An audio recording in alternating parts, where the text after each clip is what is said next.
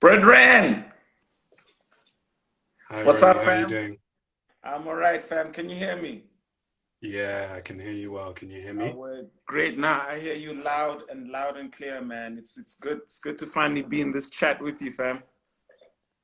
Thank you. Likewise. It's Yeah, it's how you good. doing on Good that to be end? here. How's the weather? How's life?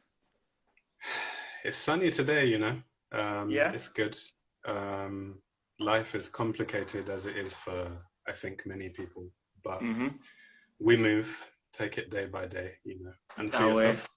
Yeah, it's cold. It's sunny here, but it's still cold as heck. So Southern African winters are just they're brutal. Namibia is just it's bleak, man. Right now it's cold, but as you said, life is complicated for everybody, and we Mm, move, fam. We try and keep it moving. we've got to.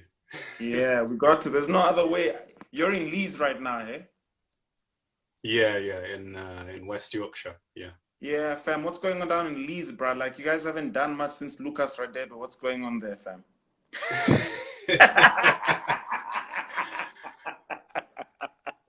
I can't even get into that, bruv. I can't even get into that. Um, I moved to Leeds 2 years ago, and Yeah, yeah, yeah. my relationship to Leeds as a football team started with Eric Cantona. That's my favorite Yeah, yeah. player. Respect, respect. So yeah, I don't even care to to get into that conversation because it's Respect. a painful conversation around here. Yeah, yeah, yeah, yeah. No, no worries, no worries. I was just messing with you, man. But it's very good to have you here for Afrolit Some Frontier talk. They paired me with you specifically because they felt like they had to have someone good looking in the conversation. So they had like they always have like one good looking person and one non good looking person. So I'm the non good looking person in this equation. So you're gonna have to carry us, bruh. You're gonna have to carry Nah, us through man. this conversation. Don't even sell yourself short, my brother. No, I'm just glad You that got you're not a bearded brother, bruh. I'm tired of all these people with beards, so I'm glad. I'm glad that it's not that you don't have a beard. Damn. Oh man. Yeah. Yeah, do you know what? The beard isn't happening for me, so I just Yeah, have to yeah, yeah. accept. We have to accept. This is what we were given, bruh. This is what we were given. But my brother, it's really good to have you here. We're looking forward to this conversation. Let's just give everyone one more minute to get online, and then we can get Cool. going. Yeah, and then we'll talk No about it. problem. But me here, you are DJ Man. What can I play for you? I What don't you want know. to hear? Listen, surprise me. Surprise me. That's always the hardest one, man. When people start with surprise, and you're like, oh, now what? You know, it's easier to make a Play me request than something. just Play me surprise. something you've been listening to a lot recently. I got introduced to Mr. Charles Bradley by a friend of mine, Maza Mengistu, Mm. who is shortlisted for the Booker Prize, and she introduced me Mm-hmm. to a man called Charles Bradley, and this is a world Okay. called "The World Is Going Up in Flames," and it's got one of my favorite jazz bands, the Menahan Street Band, and it's Okay. really just a nice. This thing makes me feel like I should jump in my car and just drive.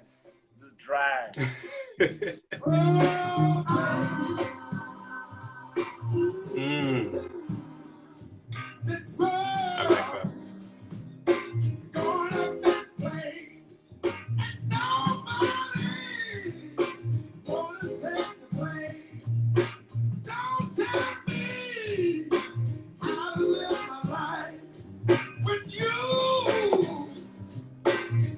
Hey. Hey, hey, hey, hey. Yeah, that tune's sick, man. Yeah, it's real smooth. It's real smooth, Yeah. real smooth. Yeah. Yeah.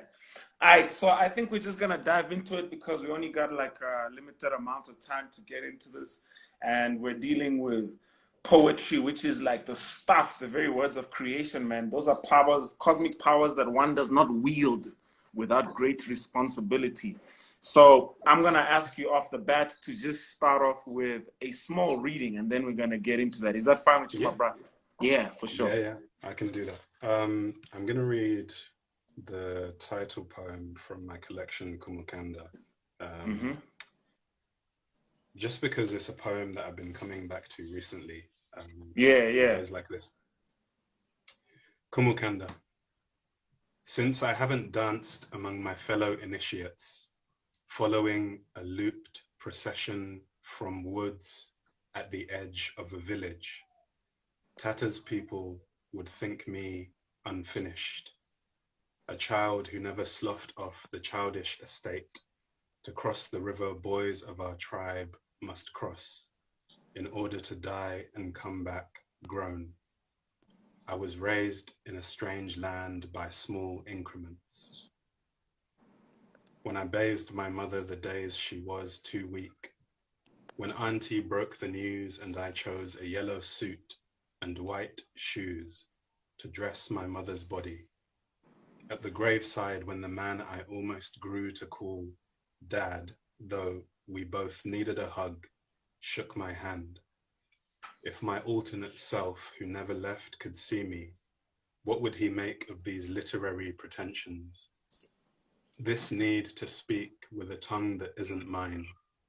Would he be strange to me as I to him, frowning as he greets me in the language of my father, and my father's father, and my father's father's father? Oh, yo, hey, and oop, no, that was dope, bro. That was dope. Thank you, I'm man. so glad. Thank I'm you. so glad that that's the one that you read because it really did speak to me. And I want to start off by asking you straight off the bat, like when you say raising a strange land by small increments, I just want to Mm, know the thinking behind that bar because that bar is heavy. And when I read that, mm, I was like, it almost felt like this brother is plagiarizing my whole life. Like I should be suing you for like infringement or some shit like that, like biographical infringement. Are you allowed to do that as a poet with like, just that line specifically, raising a strange land by small increments? How does that go from yeah. your thought process to like poetry? I think I was thinking about that diasporic experience of being transplanted from one's original culture into a new context. And I was thinking about how so many of us from the African continent have been raised in strange lands, estranged from our continent. Um, and I guess that's what the strange land is in the poem. And then the small increments is to do with how slowly that process goes, because if you're not in your original place, you miss some of what would help you in life, like you miss ancestral wisdom and you miss the feeling of being and belonging to a place. Mm. And until you have that, until you feel at home in your body and yourself, it takes a long time to accept yourself. Mm. And it's kind of this diasporic thing of constantly on a battle to accept yourself. That's where the poem comes from, and that's the spirit of that line, is that kind of prolonged process by which you try It, and find yourself. Yeah, but I have a question. Like, there's this thing that I've always been told, especially as a Rwandan living in Namibia, and it goes something like this: like, may we have the grace to grow where we are planted. And I've Mm-hmm. never liked that saying at all because I'm like, fuck that. Like, I want to be planted where I want to be planted, and I want to grow in the way that I want to grow. As a Mm. diasporic poet, do you accept the soil in which you're planted, or do you actively fight it and resist it to be the plant that you want to be? Because sometimes the Mm. soil determines what kind of plant can grow there. So you as a Mm. diasporic poet, do you fight the environment in which you're in? I did. At a particular moment, many of my poems were trying to claim a comfortable space for myself, and were arguing against a particular culture which I didn't feel was my own. Um, Lately, I've been thinking about the possibilities of a hybrid culture made up of different parts. So, what does it mean that I'm a Zambian British man? Like what parts of my cultural landscape are Zambian? What parts are British? What parts are unchangeable? What parts are subject to um, improvisation and influence from outside. So I've been thinking about that a lot, and I guess I do accept now that I live here, I've grown here for most of my life.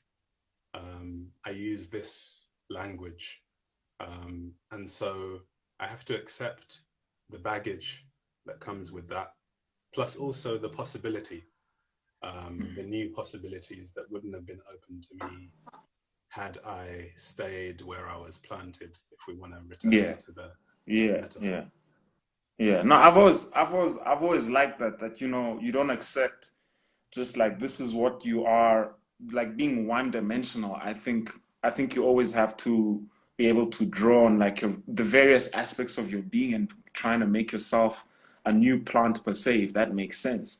And Mm, I found that a lot. I found a lot of things in Kumukanda speak to me because, I'm also in that, at least for me, at least I'm in that stage where I'm trying to figure things out as well. And so it's all mm, exploratory. And I find poets to be very good at this, to be like exploring the unknown using language. So I want to know from you, what do you consider to be the territory that you're exploring besides the diaspora, besides being Zambian and or British and all of these things? Like what is your great unknown that you want to explore? mm. I think one thing I'm really fascinated by is the power that words have embedded in them. So I believe that when you use a particular word, you're also invoking its ghosts. You're invoking the moment that somebody decided that this would be the right word for that situation. Plus, you're also kind of tapping into the different meanings that that word might have meant at different times. Mm, So I'm always fascinated by when I use a word in a poem, and for someone else, that word does not mean that thing. It has a very specific, even the word kumukanda, for example, if you go to Zimbabwe or Uganda or across the Bantu speaking nations, it means different things. mm, And I love that aspect of language where there's an inherent mystery whereby you can say something in a poem, but you can't be certain if the meaning you intended remains in the poem when someone else reads it. And for me, that is liberating mm, because mm. someone else's thought process is coming into the poem and teaching me something, showing me something that maybe I didn't consider before. Yeah. So that's the great unknown. The great unknown is that capacity in language to be mysterious. Yeah. And isn't and I you know what? I'm one of those people who really like, I love language, I love writing, and I love all of those things, but I wasn't taught the formal structures behind language. So I'm like, I always tell people that I'm a con artist and I'm a scam artist. But there's nobody more fraudulent than poets. Poets are like the ultimate scam artists because they just get to put whatever the fuck they want on a page and be like, now you do all the interpretive work. Nobody ever asks them, like, what the heck was this? No. And you just said something that I really like. That when you use words, you're not only using their meanings, you're not invoking their meanings, but also their ghosts, like all Mm, of the other unknown entities that might be created by those words. So my next question is this. Um, um, how do you manage as a poet to not only bring truth or meaning to your work, but to mm, avoid that fraudulent frontier? When you're like, my brother is yeah. scamming us here. This is Mm, just, because mm, there's poetry. Like, poetry does something that is visceral, that you can feel, that you can taste, whatever. And then there's that part where you're sometimes in the audience or you're reading something, you're like, ish, I don't know, hey? You know what I'm saying? I, I know what you're saying. I've met that poet. I have been that poet Thank you for admitting it. in open mic nights and all this kind. Basically, I think there's something really interesting that I can't remember his Alan Moore, the comic book artist and creator Alan Moore Yeah, said. yeah, the one who made Watchmen. Um, Yeah. He said, when we're creating art, we don't traffic in lies. We traffic in fiction. And the difference between fiction and lies is that fiction can have the ring of truth, even if it didn't happen. And sometimes when you hear a poet, it just doesn't ring true. You don't believe the thing that they're saying. And I think that's because in that act of making something up, in creating something that didn't exist, we can get lost in that process. So I think that the only way that you can guard yourself from getting lost in that process is to remain open to truth. And how you remain open to truth is to continue to ask questions of yourself as a poet, as an artist, as a writer, to share the work with other people and say, listen, am I totally off base here? Does this make sense? Have I made this situation seem more beautiful than it is? Am I being unfair to the person I'm writing about? And am I not being harsh enough to myself? So yeah, asking questions around the work, I think, is the best way to ensure that it's truthful in the best sense. Yeah, but how do you personally hold yourself like accountable as a poet? Because my brother, I know poets, and I'm like, ish, this thing that you wrote is actually just prose with line spaces and like just create stanzas out of nothing. And so for me, it's really it's really more like, how do you as Kayo hold yourself accountable as a poet? Because like you're dealing with like world creating cosmic energies, my friend. Like poetry is no joke. So how do you do it? I like that you have rephrased the question, allowing me not to move away from the heart of it. I appreciate that. How I think the persons who call me on my bullshit in terms of my poetry is close friends, my partner, my family, and just pause there. There's some people who are thirsting after your voice, and I'm glad that you just said my partner. So Edwidge and Sisonke must just leave me alone now, because the man's taken, so now you have to settle for me. Okay, you can continue. You can continue. So it's like the person, when it comes down to it, the person who I trust the most in terms of making my work public is my editor.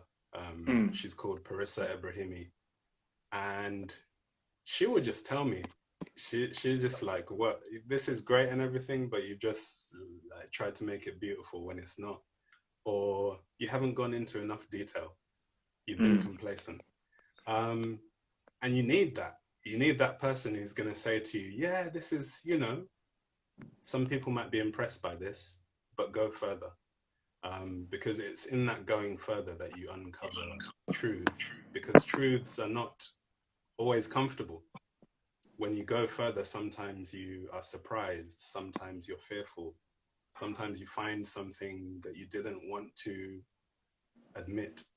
So yeah, all those people in my life who remind me to stay grounded, that's who keeps me connected to accountability in relation to my poetry. Like, you're writing this in your poem, but are you really practicing that in your life? Or, all those things. We need that as people who create things, who make things up. We need that. No, I hear you. You said something that's like that I like, that you said, like, someone reads your work and said, someone might be impressed by this, but you need to push further, you need to explore something else. And that's not something that a lot of poets love to hear, is it? Like, poets believe they can't be edited, like they're beyond redemption. Like, some poets think they're like the second coming. But like, now I want to know from you, how do you process those emotions when you sent your work out? Like, okay, so you've written Kumukanda, you feel like you've poured yourself into it, and now it comes back to you and it says, revise this, think about this. How do you as a poet deal with your energy or your work having to be rechanneled in a different direction, like with advice, with those kinds of things? Because with writers, with fiction, you just get told, now your character's lame, bro. You need to rethink that. And you go home and you're like, damn. But like as a poet, how do you how do you rechannel the same energy, the same thoughts, the same thing? Yeah, how do you go about dealing with being edited? I think the main thing is humility.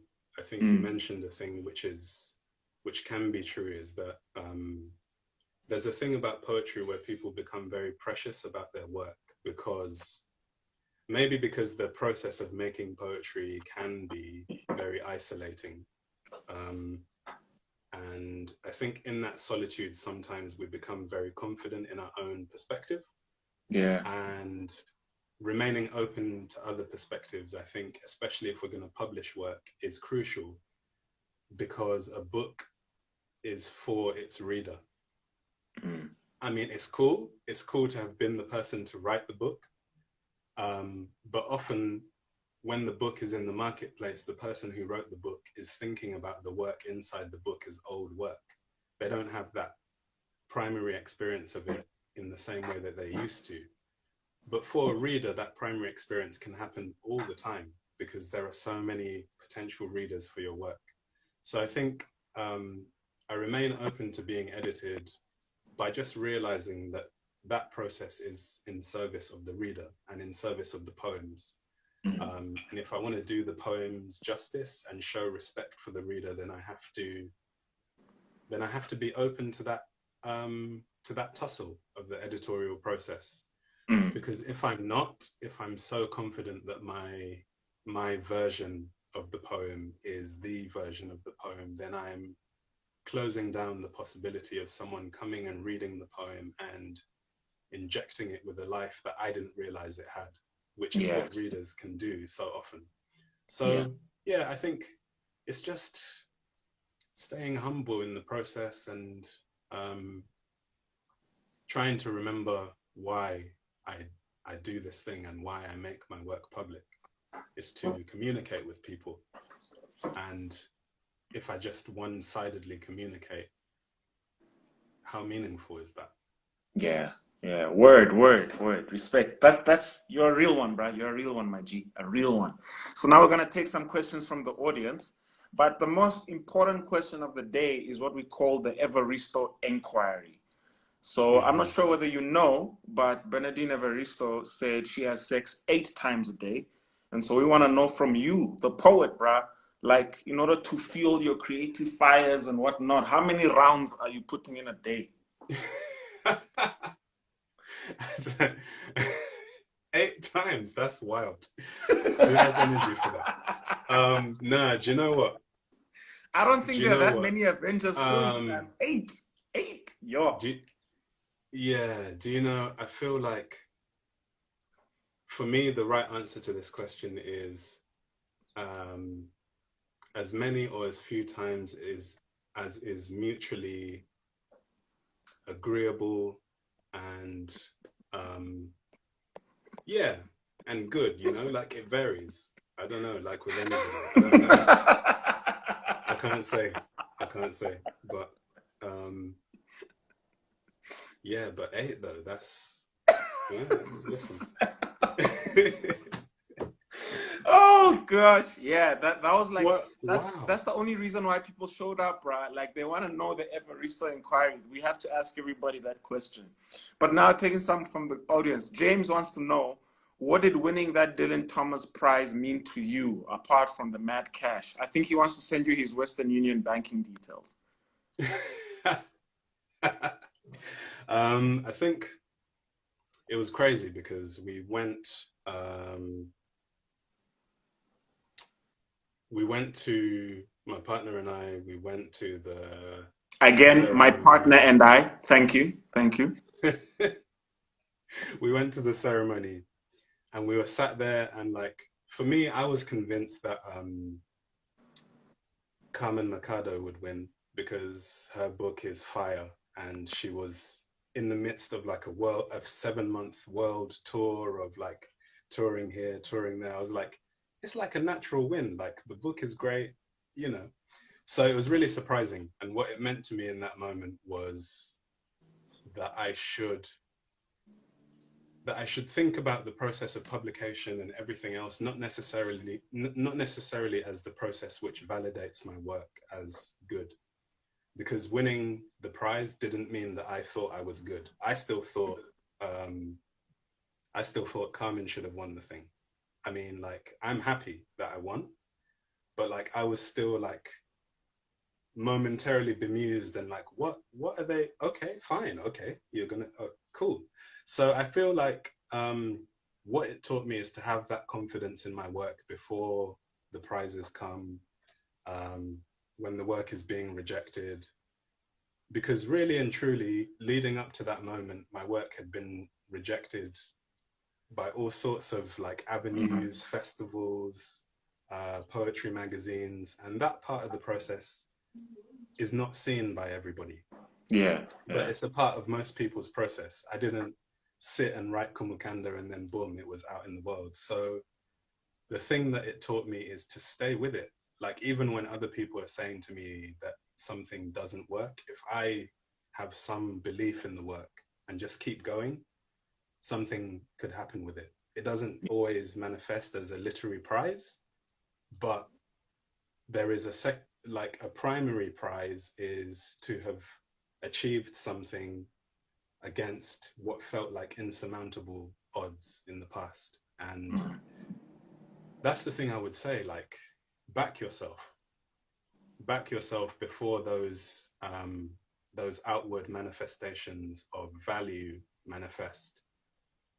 Because if you don't back yourself at that moment, then it becomes more and more difficult for those things to manifest. You have to invest in your work with confidence and yeah, time. And like, that even means like canceling fun things that you were going to do in order to finish your manuscript. Do the manuscript, back yourself.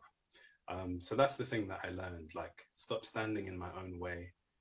And it's a wonderful thing, but it doesn't define my work or mean that I'm better than anyone else or anything like that. It's just a thing in a world of things. And the important thing is to remember the kind of spiritual process that I'm involved in writing, yeah, and the reason yeah. why I write. And it was never to win no awards, but it's cool. It's cool. Yeah. I mean, I'm not Yeah. gonna say it's not cool. It's amazing, but So, Kayo, yeah. the audience is on my back because I gave the wrong information. With the Evaristo inquiry, Bernadine Evaristo says she has sex 8 times a day when she isn't feeling horny. So we have to Bruh. add that clarification. And the audience says that poets must give answers. They mustn't run around, you know. They mustn't be vague. They must give numbers. I can't give numbers. It varies.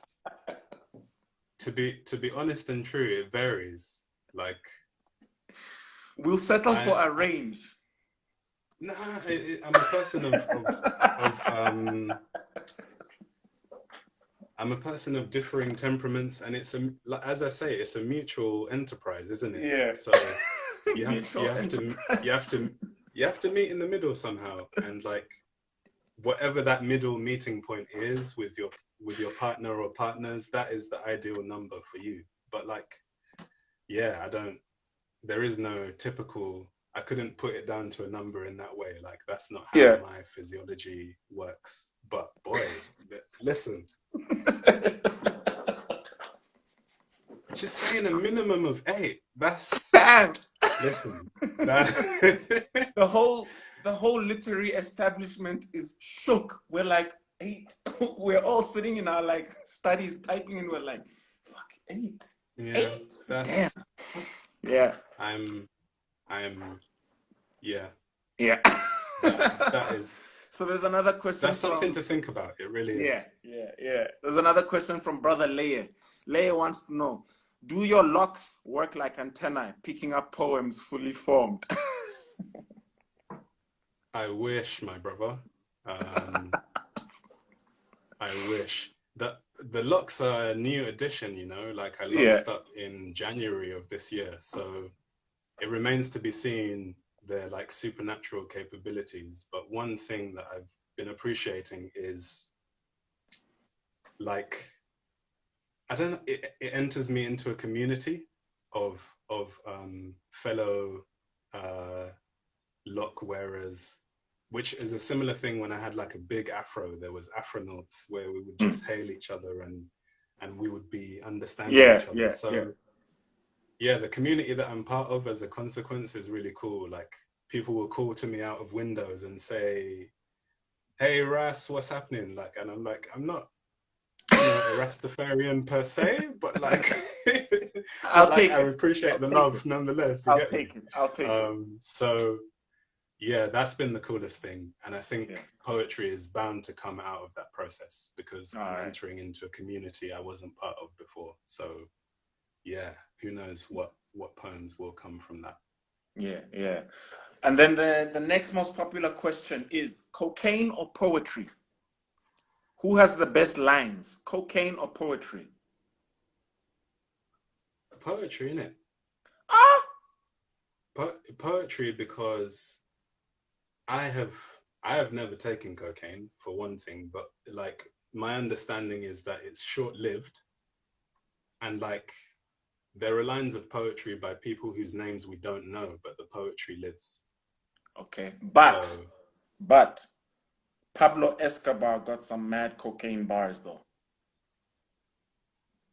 I mean, I guess he added some interesting phrases to our worldwide lexicon, I suppose. And also, just because of his like infamy, he has turned up in so many like bars, similes, etc. I don't know when it's gonna end.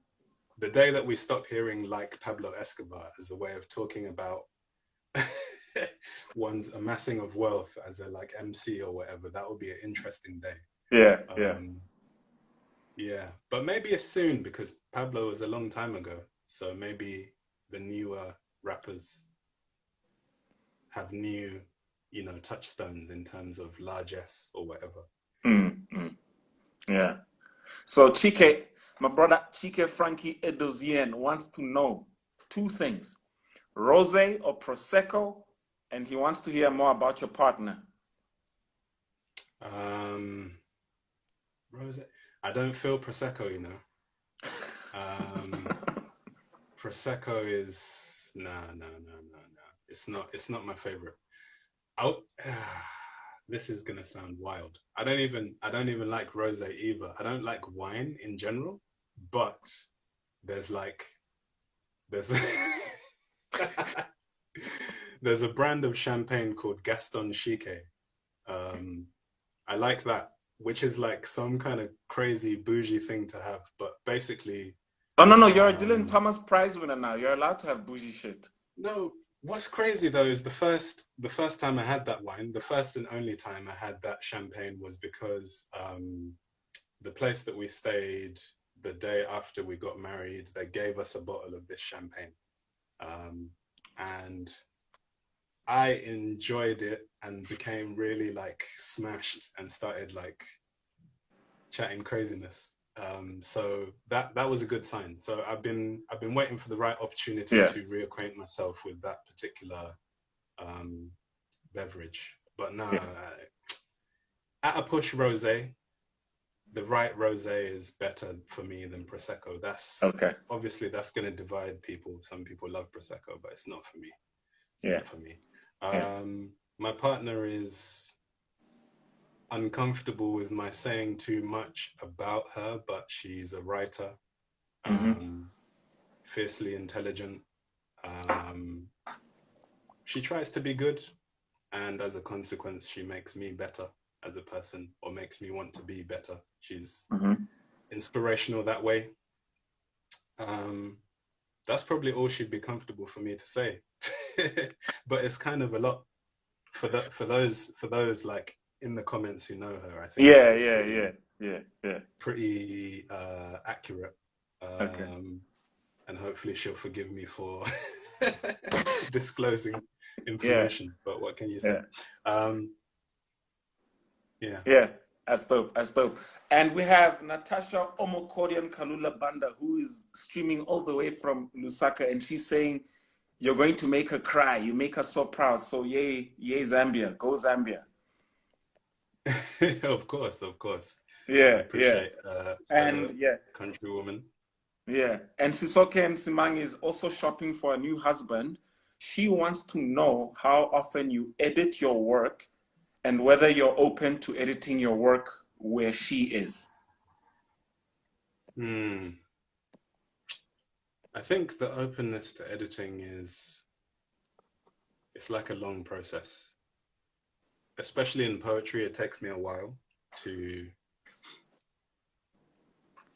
some of the poems that ended up in Kumukanda had a different form for a while, and Mhm. then in putting together the book, I looked at them afresh. And I think for editing to be at its best, you need to look with fresh eyes and ears. So I try and edit in the daytime, in the morning now, because I like have been obsessed with writing in the nighttime, in the early hours in Yeah, the morning. But I try and edit in the light of day when I have like fresh energy. yeah, Um, yeah, yeah. and then I guess when I'm doing that, I edit quite a lot. Um, I'm working on a new collection which comes out in the spring, Hmm. and What is the that editor in English? What is the spring in English? um, comes The out in Gregorian. like sort of March time, Away, away. Yeah, around yeah. March 2021. Um, but don't hold me to that because COVID has changed Poets, everything. Who because knows? poets. No, it's not COVID, it's poets, because poets. I wouldn't be surprised. Um, yeah, so I'm open to editing, and I edit a lot, particularly when I work with my editor. Yeah. She's incisive and devastating, and she's always interested, what is this poem trying to be? What would make this poem its best self? And I think that is a process lacking in ego and Yeah, is yeah, an important part of the work. But yeah, it's hard. It's yeah, hard for someone to say to you, listen, yeah. this whole section, these 10 lines, you can just lose them. We don't need them. And I'm like, what do you mean? Ooh, ooh. Do you know what they cost me? In tears. Yeah, yeah, yeah, yeah. But now the second part of the question, my brother, like, Mm, are you open to editing your poetry where Sisonke Simang might be? Because I think that's the most I mean, important part of that question. I mean, on on a professional basis, possibly, but otherwise, no. That's saying nothing about you or your character, but I'm happy in my current configuration of life as far Yeah, as fair enough, fair enough. my editorial environment, if we want to call it Yeah. that. I must I but must but use yeah, that. My editorial environment. I must steal that one. but yeah, on like on a professional basis, like if people are working on things and they need like someone to read and support the work, then Yeah, yeah, do please be in touch. Like, yeah. go to my website. It's easy to, but don't send me nothing wild. People will be sending wild. Listen, My listen, friend, you are about listen. to get a whole zip folder of suspicious things. Zip folder, my friend. All right. Sisonke, it So will happen for you, not with yeah, me, but yeah. I have like, an yeah, interest. it will happen for I you. just thought of something interesting. Every writer has. If you read a writer's work enough, you eventually figure out what their crutches are. And Mm. mine, I hate to say it, are like sunsets and sighing characters. Like I have 800 different types of sighs. So what is your crutch when it comes to poetry Uh, that you have to be aware? Like, Kayo, we can't write uh, this thing again. This image. What is it? some kind of reference to song. To song. Do you know, like when I was working on Kumukanda, the song of this song, it just it was everywhere. Oh, you're Even basically saying every North African novel ever written, the song of this, the song of that, the tune of this, the melody of this. So- it, like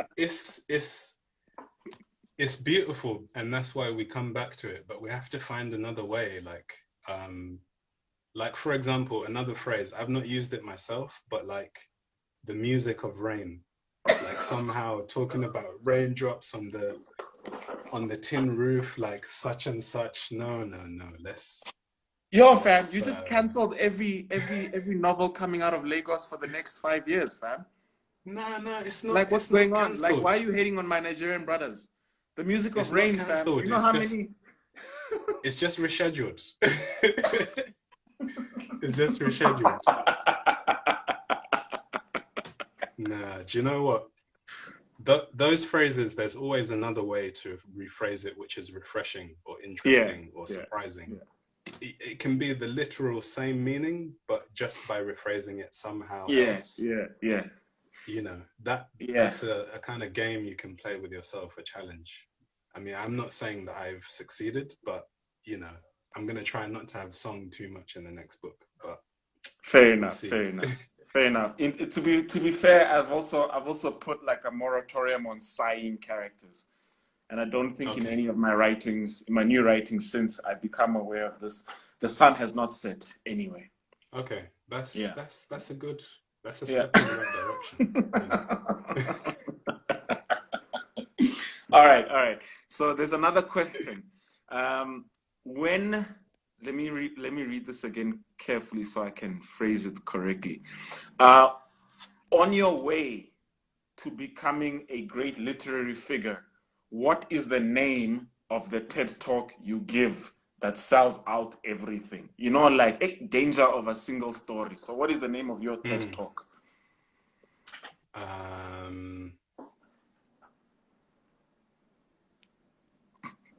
Ooh. Okay.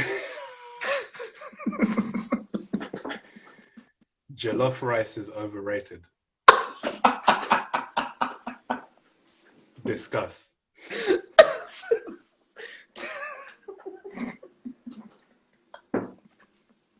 Yo, you went there. Yo, fam, you went there. You know, when this thing gets shared to IG Live and it does the rounds, we're going to be crucified. But these are Kayo's words. These are Kayo's words. No, Jim, words. I said discuss. I did not say.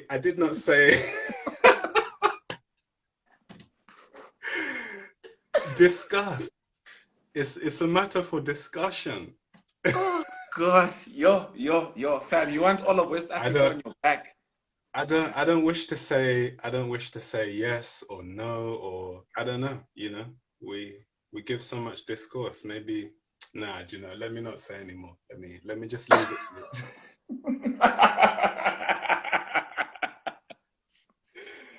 it. Fair enough. Yo, that's the name of the TED Talk. Jollof rice is overrated. Fair enough. We can roll with it. But you never know, you're gonna break the TED internet, fam. Like you're gonna break TED's internet. Like it's done. It's finished. Yeah. Oh man. And then there's an interesting question. What are the prospects of your work being translated into any of the indigenous Zambian languages? I'm not sure. I'm asking for all my people from Bemba culture. Yeah, I'd like it. I would like that a great deal.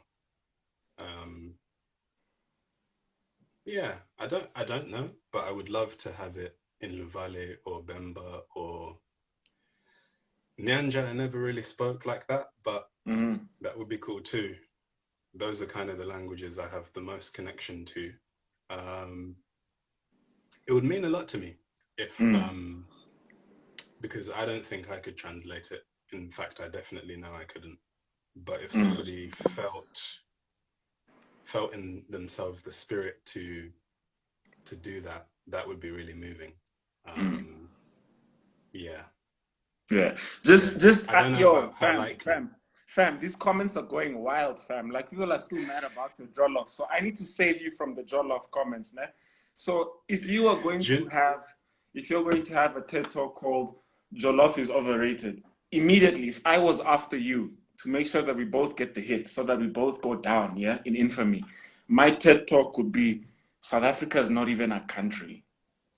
Right, okay.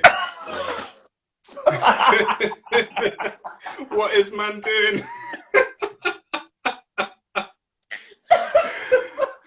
What are we even trying? Oh my days.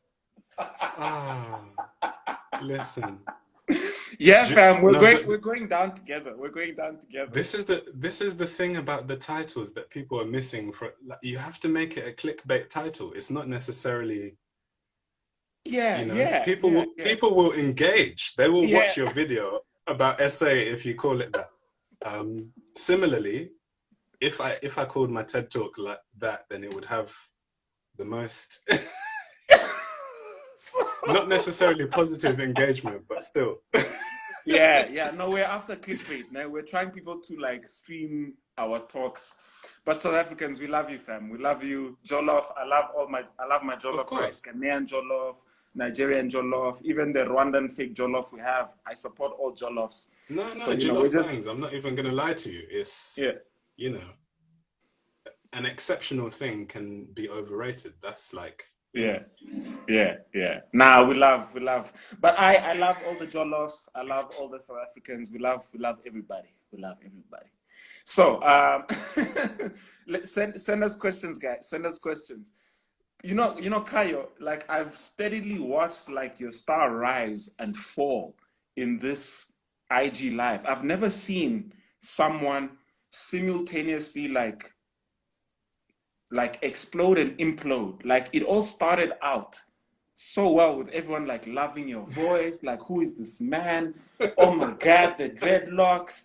And then bam, you just dropped Jollof and everyone was just like, fuck no. I don't even know that guy.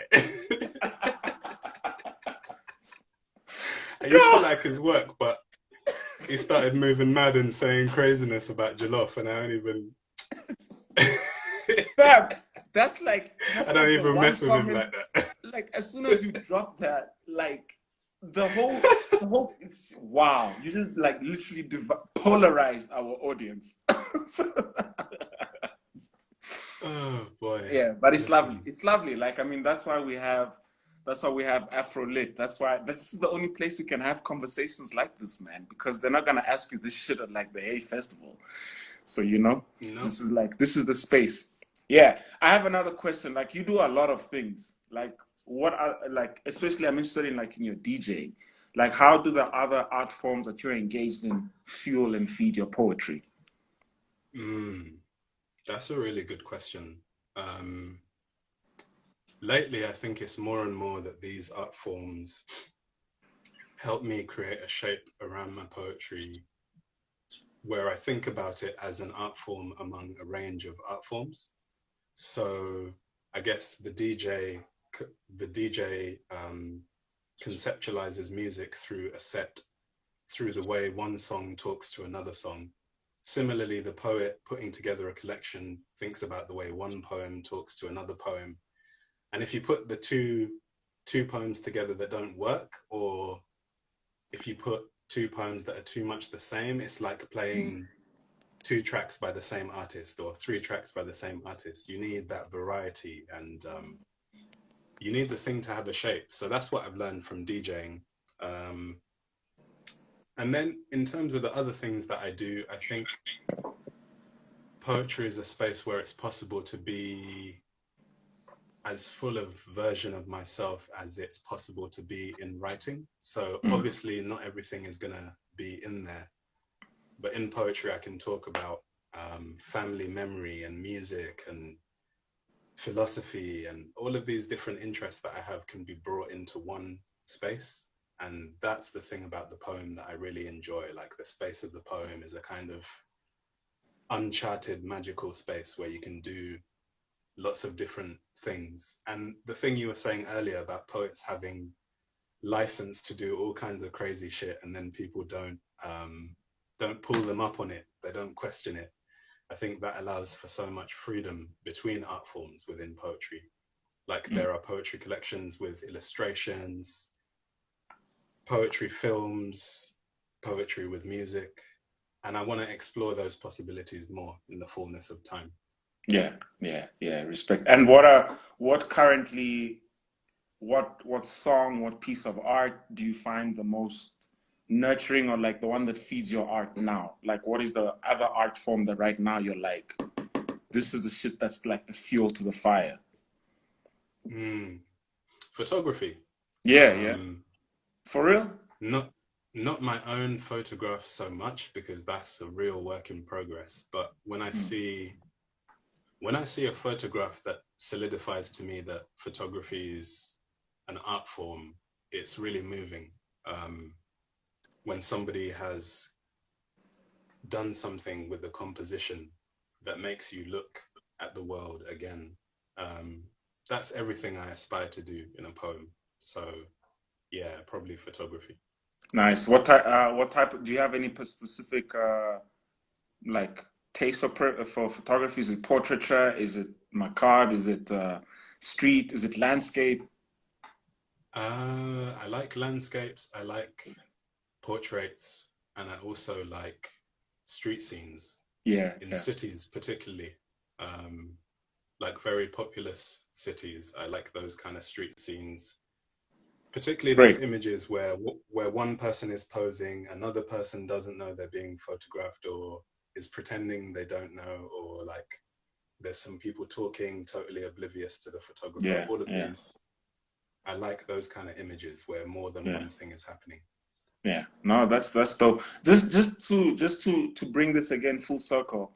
As soon as you dropped your Jollof comment, just all the Nigerians were acting, you know, they were going wild in the comments. And as soon as I dropped as soon as I announced the title of my TED Talk, all the people from SADC were just quiet.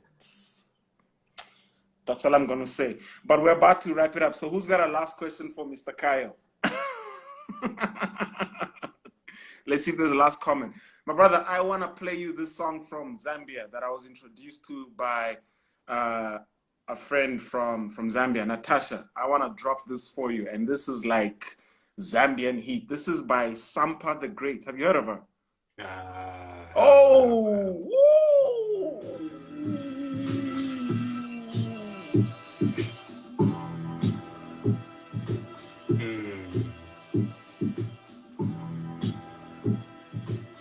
She is amazing. I want to go to the chorus. And I think for me, like, the chorus is the one that carries the song. Like, it's just, let me find it. Have you heard of her? Yeah. So you know the girl? From Zed, lived in Botswana and also Australia, right? Yeah. I've really enjoyed the album, The Return. Yeah. And also like the flow, and also just that a Zambian artist is just garnering this worldwide. She snatched everything in this song, man. Like, I got introduced to her by Natasha, and I went through a whole catalog, and I was like, how have I not heard of this girl, bruh? So yeah, so we're about to run out of time, and I don't want IG to like cut us off. So I want to play this song for Mr. Kayo. This is Sampa the Great. The song is called Final Form. I'm playing it from the chorus, where she has just like the best lines, where we might final form in our melanin. And then she just shouts it out, fam. Black power, black power.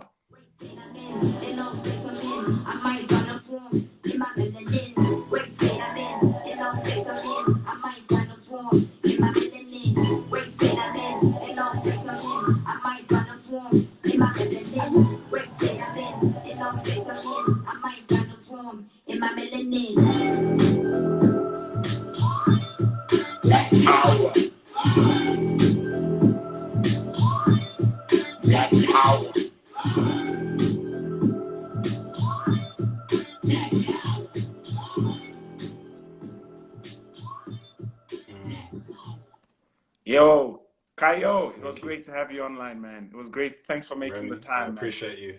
Yeah, now we appreciate you and your art, man. Like, you're doing important stuff. And, you know, your work is seen, read, and appreciated in places that you don't even know about, brother. Like, it's good, man. Thank you so much. Yeah. Yeah, and it's great. Thank you, everyone who tuned in to make this session like one of the best. enjoy whatever it is that you're doing. Keep yourself safe. Wear a mask. Disinfect your hands. You know, keep yourself alive so you can enjoy Kayo's great work. And, you know, thank you, everyone. Please practice safe jollof wherever you are. Practice safe jollof.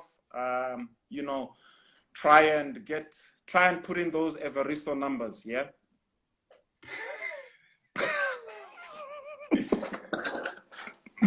Yeah, my brother. Thank you so much.